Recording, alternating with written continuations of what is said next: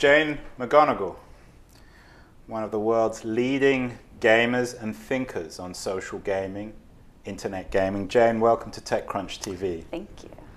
So Jane, when did you realize you were going to be a big gamer? When I was 10 years old, my parents bought a Commodore 64, and it had all these great games written in BASIC. And the great thing about a Commodore 64 was you could just learn to program in BASIC and make your own games. So when I was 10, I started hacking together my own games, and they were absolutely terrible and full of ASCII art.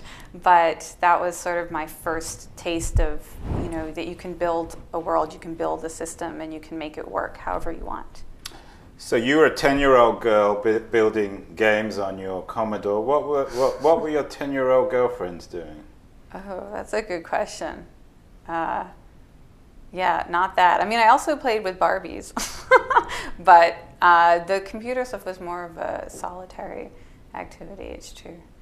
So where did it come from, all this gaming, when you were 10? Was it something that didn't exist in your life? Did you love the technology, the creativity, the solitariness, the socialness of the thing? Yeah, no, it was definitely the creativity, the sense that, I like to have people come and play the game after I made it, so I could see, were they interested, were they successful, and how did they feel after they played it, and just to think that I could make something that would motivate what they did and how they acted and interacted was just really cool. I don't know, I was 10, but it seemed like a lot of power at the time, and I still think game designers are incredibly powerful people because they control attention and behavior, which is a lot to control. So you got into gaming when you were 10. Today you're the Director of Game Research and Development at the Institute of the Future. When did you realize that you wanted to dedicate your professional life to gaming? Well, I was in graduate school at UC Berkeley, and I actually wasn't studying games. I was studying performance and physics. I was interested in how scientists are doing physics research today. But I was also playing games, and I started to notice that a lot of gamers were looking for things to do in the real world that matched what they were doing in games. They would play some amazing game and feel like they saved the world, and then they would meet up on their discussion forums and be like, what next? What do we do now? Not looking for the next game, but looking for something real. And to me, this was such an amazing idea and such a strange thing to be happening that I wanted to study it. I wanted to make games that gave gamers a bridge from their favorite games to doing something in the real world. And so I convinced my professors at Berkeley to let me study games, even though nobody was studying or teaching games there yet. And that was how I started working on it. So there was an appetite amongst you and some of your gaming friends for reality to catch up to gaming? Is that what you're saying? Yeah, you would look at these game communities, especially collaborative ones, collaborative online, MMOs, and gamers would be developing the sense of real strength and capability, that they could come together, they could cooperate, they could strategize, that they were optimistic about, no matter how hard the problem was, they could get to the epic win.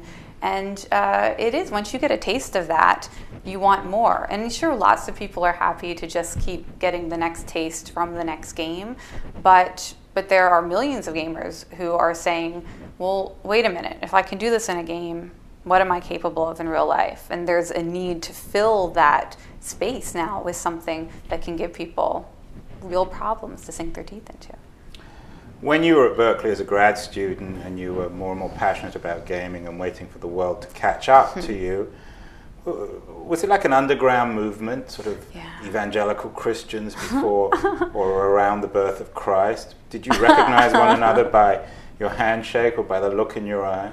Oh, that's funny. Well, there was never a secret handshake that I'm aware of. But there was definitely the sense of being on the edge of something.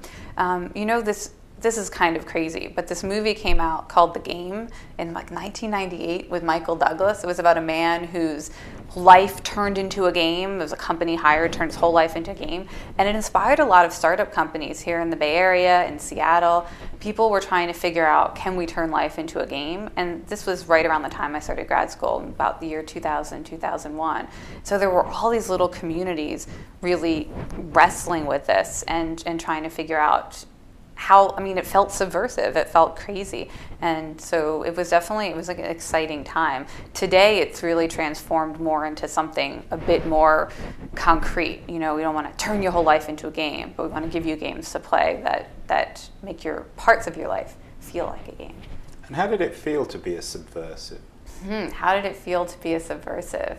I did get a letter from my grandfather once. He was about 88 at the time, and he warned me that the FBI might be starting a file on me for organizing all these games that got people to collaborate in strange ways, and that was pretty much the closest I got to being subversive, was my grandfather worrying about me. Did that give you a thrill?